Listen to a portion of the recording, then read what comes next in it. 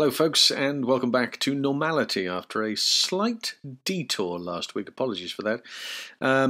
Now, those of you who have been with Behind the Stunts since those early days will know that this week's movie, I hold a special place in my heart for it.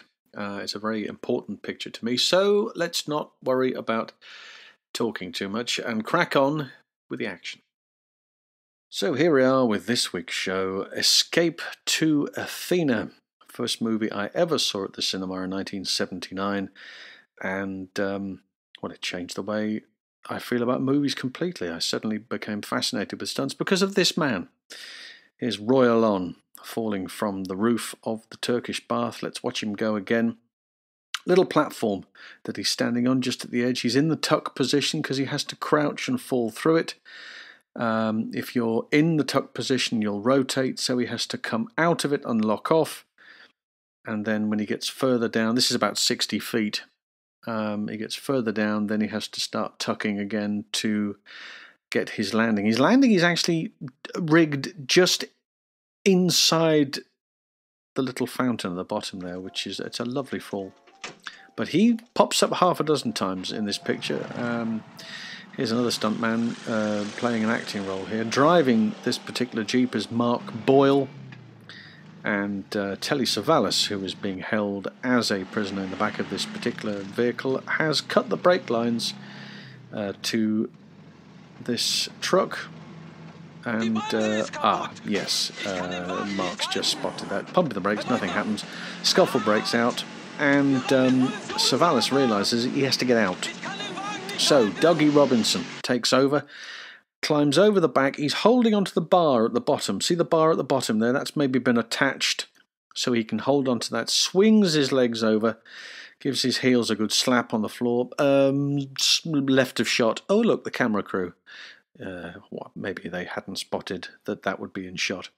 And waits a little longer and then lets him go so he can roll away safely as the Jeep continues to barrel on down and then crashes through there and ends up at an ammo dump. And boom, look at that. Big explosion. Fantastic. Right, Dougie Robinson again here, look. Dougie is now being a soldier and is going to be the man on the receiving end of Clive Curtis jumping over this, doubling Richard Roundtree. A little trampette. Mini trampoline just the other side, and jumps, lands, and nicely done. Carries him away and lands him on the floor. A lot of the obviously a majority of the soldiers in this particular sequence anyway are played by stuntmen.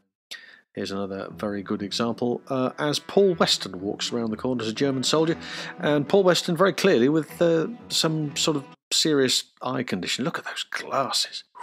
Mind you, he does get to do a scene with David Niven, which is rather nice. Really quite rare, don't you think?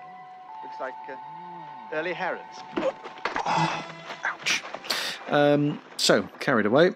And then there's Martin Grace as one of the guards, and the other guard on the other side, who's being attacked now by Richard Roundtree, is Nick Hobbs. Little fight, and then he is thrown, or kicked, there we go, as a kick, over the side into a landing area. And here's our Roy, who's about to have a little close-up magic with Richard Roundtree. Now, put it in the sand like this, right? Ah! But look, the ball is gone. Woo! Falls for it every time. A beach sequence. And look, they built a little pit there. I think that was Dougie going off the roof. A little pit. Again, Richard Roundtree saves the day. And here's the big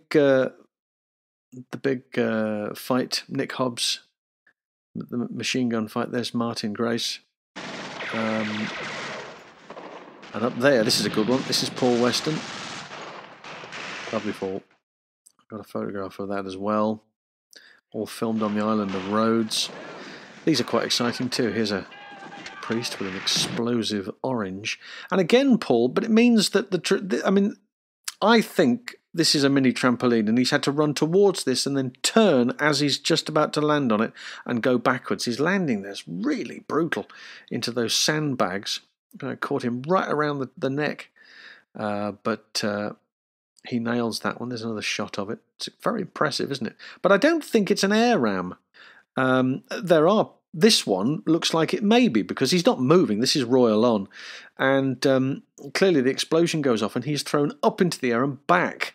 So maybe it is an early form of an air ram developed by Bickers. Dave Bickers, of course, who was the stunt engineer on the picture. He gets some real serious height as well. Look at him go. He's, what, 6-10 feet again up in the air there? That's and then a fairly hefty landing again. Sandbags the other side. Now this is a trampoline. That's Martin going from one side to the other. And talking of Martin, Martin is now about to take a fall from the tower. Martin is the sniper. He's trying to take a shot at Elliot Gould. Luckily for all of us, he's not a very good shot, and misses. And Telly Savalas has a go. Look at him standing there and doesn't miss from there. This is a big fall. He said himself he'd done 40, 50 feet maybe at a push, but 100 feet is a different thing completely. You've got to work up to 100 feet because everything, you look over the edge and it all looks smaller. I've done 60 feet, and 60 feet is high, and I had to work up from 20 feet. So you do psychologically have to work yourself up to it. So he lands, look, and this is boxes. This is a box rig he's landing into. This is before airbags. And I cut here just so you can see that on the impact, his feet have come up. His foot comes up into shot. Such is the force of that landing as he hits and his feet come back up again. It's an autograph he signed of that particular photograph. And of course, as we said, he has to rehearse this and has to work up from different heights. Well, here's him rehearsing from a different building in Greece. And then, of course, the motorbike chase. Paul Weston doubling Anthony Valentine, who is the SS officer on the motorcycle. And he will be chased by Elliot Gould. Elliot Gould is doubled. Well, actually got 3 doubles on this. He's got Nick Hobbs does a little bit. Mark Boyle does a little bit. But majority of it, and all of the jumps, are done by Dave Bickers himself. So he wasn't just the stunt engineer on this picture. He was, of course, a performer, and had, prior to being in the film business, was a very successful motor scrambler. Crashing through the doorway there. Oh, look, it's Royal on again, dressed as a local. Yeah, he was a real force when it came to motorcycle riding. And here, look, he's having to jump this. And this is a little photograph of on set. Look, they've lowered it down. There's a ramp the other side covering it. But it's still much more difficult to jump that than it would be an ordinary motorcycle because there's so much more of it. Vic filmed this. He was the second unit director on this particular chase over a 2-week period. Again, Roy is the old lady in this. They go rounder. That's Roy dressed up to them. Loves a bit of drag. And obviously very windy little streets here. Big turn. Look, there's not much road to go on. And whether this was actually done for real or not, I don't know. But they're not very wide. And here's one of the little gags where the 2 vehicles suddenly come together and the motorbike must jump over the sidecar. How was it done? Well, this is how it was done. They put a ramp on the front of the sidecar. There's Bickers, second from the right. Roy on the left-hand side. Mark Boyle on the far right. And they tested it to make sure that Paul was okay with it and could hit it safely. And also wouldn't injure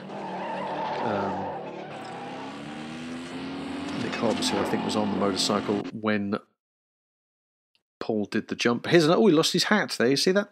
This is the slightly longer jump over the top of what's that? A donkey? It's a donkey who's being held down here. But it's beautiful. It's a great chase. This is Paul now comes around the corner and then disposes of the bike, and then Anthony Valentine takes over the dialogue, and then I believe Nick Hobbs does the dismount. There we go. Now, almost the final part of the picture now is a little fight where they have some frogmen have turned up, and it's all about a fuel dump which they're trying to destroy. Everybody's involved in the fight here. What's always fascinated me with these fights, particularly when you're wearing scuba gear, is that people are still throwing punches at your face. You hit somebody with a face mask, it's really going to hurt. But again, Roger does a lot of this himself. There may have been an edit where Martin takes over, but I think because he was so busy with the other unit, a lot of this is actually Mark Boyle doing a majority of the fighting here with Roger, and then he appears a little later on, which I'll point out. Look, there's a beast throwing a punch there. He's wearing a face mask. Still, it's a nice little fight routine. Actually, Roger does it very well, trying to use whatever they can to try and make it work. But that's a fuel can, is it? Bang! Have that. Oh, bit of sand in the eye there. Whee! Lovely, have that. Now, where were we? And now he's got to get over on a boat, because on the island is Stephanie Powers. Stephanie Powers is being doubled by Tracy Eden. This frogman's trying to get a limpet mine off, unsuccessfully, as we'll just find out. Whoop, there we go, yep. And Martin now takes over because there's going to be fire. Tracy is now going to take over from Stephanie for the longer shots of this fight, because again there is fuel in the water. That fire may well be fed. Yes, that's Tracy, and in the water they go, and she's now going to try and swim away and get to the boat. And I believe again Mark Boyle is the stunt guy here, who's doing as much as he possibly can on this sequence. But look, there's fuel in the water. She gets into the boat one side, Roger's attending to her getting in, and then Mark gets up the other side, hits him with the boat hook. Here, bang, have that. Get on! Back in the water. Right, let's go. And off they go. They've got to go through the fire. The front of the boat is ablaze, so Martin will be in there for Roger. That's a nice shot. All the fuel in the water and the explosions behind them. And then it's all getting a bit too weird. So look, bail out. Off you go. She jumps. Roger dives out. And they swim to shore. And there is Mark again. He's got hold of her. And the only person who can save her this time. Shot in the eye. Look at that. By David Niven. That's probably a little charge that again Beckers has put just into the plastic on the face mask, and then it's very effective though. Looks very effective. We will now make our way to Mount Athena, where Roy Alon is doubling Sonny Bono. Yes, Sonny Bono from Sonny and Cher Sonny Bono. This rope gag here, I mean, it's a climbing gag, but he's had to rehearse this again from a similar height type of building. And the rope is tied in such a way through the carabiners with a knot in such a way that he will now be allowed to fly freely the length as far as he wants to go. So he's going to go, what, 25, 30, 35 feet maybe? And then he's trying to reach round because he knows the knot's coming up, and the loop in the carabiner then kicks in there and prevents him from going any further. And again, this would have been all worked out. Bickers would have helped him with this as well. So nowadays, stunt rigging, all very important. And they were doing these elaborate type of rope gags back then, but it's very impressive to watch, I must admit. And yeah, Sonny Bono, Sonny and Cher Sonny Bono, that's who that is. So it's a great little gag, that. And Roy was very proud of it, I must admit. I was lucky enough to know Roy in later years, and he was very proud of this movie and very proud of the type of work, because it's a very small stunt team, as you'll note if you there aren't the hundreds of stunt performers that you see these days on these pictures, so it is quite a small team. Richard Roundtree helps Sonny Bono back up, and of course the whole place is now set to self-destruct. They've got to get out of here. Everything's blowing up. There's bits falling about all over the place, and there's water pouring down steps, and it's generally a case of doing the best you can. But it's a terrific movie, and Roy was thrilled with it. He got a few mementos like this one to keep. There you go. I hope you enjoyed that. I'm getting lots of positive feedback about these episodes, which is hugely gratifying. And people telling me that, once they've seen the show, then they find time to go back and watch the movie over again, which is great. So thank you very much indeed. And I hope you enjoyed that trip back to Greece. Now then, next week, another audience favourite. If you remember a while ago, we took a poll. And Who Dares Wins came out on top, so we covered it in a show a few weeks back. And it was up against another heavyweight from 1975. And once again, it's another great story attached to that particular movie. The movie in question is Brannigan with John Wayne, so you don't want to miss that. Make sure you join me next week and subscribe and do all of the things that you're supposed to do. Hit that little bell as well for notifications. And we'll regroup back here next week, all right? Until then, bye for now.